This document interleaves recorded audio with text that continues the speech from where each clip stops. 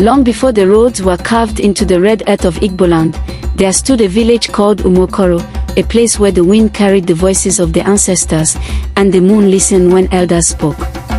At the center of that village stood a kola tree. It was not just any tree. It was sacred. Planted during a season of famine, when hunger bent the backs of men and dried the tears of mothers. The elders had prayed beneath the burning sun, and from their prayers, the kola tree grew. From that day forward, it became a covenant between the living and the unseen. Its fruits were not to be touched carelessly. And there was one law everyone knew: no woman was to pluck kola from the sacred tree. But in Umuokoro lived a woman named Nneka. Nneka was strong. Stronger than most men whispered about at night. She farmed her land alone. She raised her sons with discipline. Her voice carried authority. Her steps carried pride. And perhaps, her heart carried too much certainty. One evening, as preparations for the New Yam festival filled the air with laughter and the pounding of mortar, Nneka stood before the sacred kola tree. The pods hung heavy and golden, shining in the dying light. She stared at them. "Is it not a tree like every other tree?" she muttered. "Does it not grow from the same soil?" An old woman warned her gently. But pride has a way of silencing wisdom. When dusk wrapped the village in purple and gold, Nneka returned alone. The air was still. Even the birds seemed to watch. She climbed. Her fingers gripped the sacred bark. Her wrapper brushed against the leaves. And with one firm motion, she plucked 3 kola pods. At that very moment, the wind rose. Not a normal wind. A restless wind. Dust spiraled in the square. The sky dimmed though the sun had not yet slept. Still, Nneka walked home. That night, the drums of celebration refused to sing. Their sound came out hollow and broken. Palm wine turned sour. Murmurs spread like wildfire through dry grass. Then misfortune found her compound. Her goats broke through the fence and ran wildly into the dark. Chickens scattered into the bush. The barn roof collapsed without warning. And her younger son, Chima, burned with sudden fever.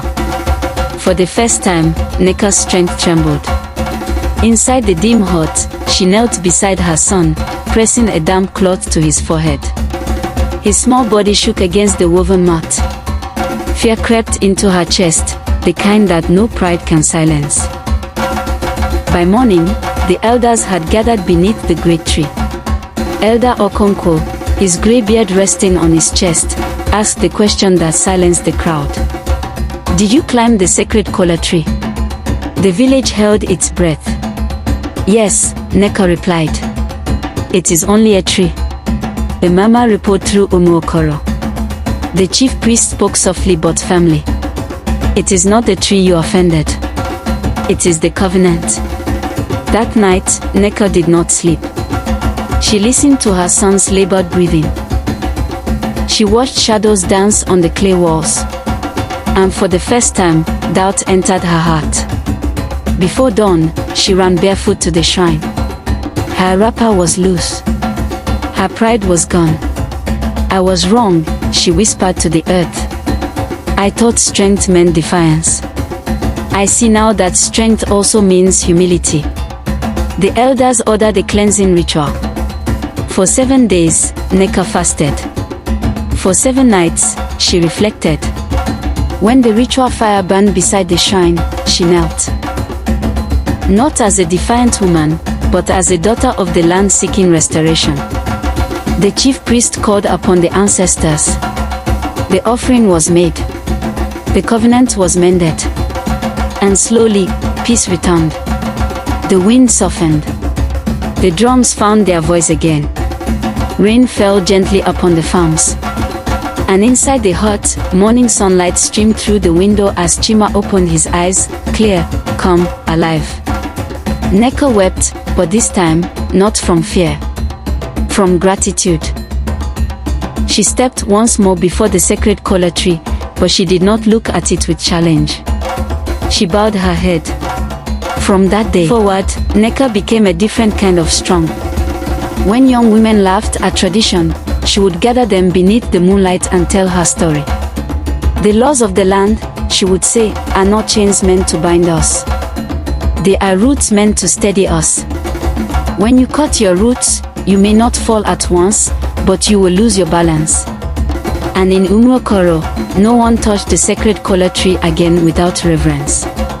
Not out of fear, but out of understanding.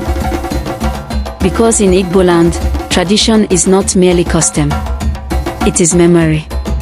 It is covenant. It is the quiet bridge between the living and those who came before. And only the wise walk upon it carefully.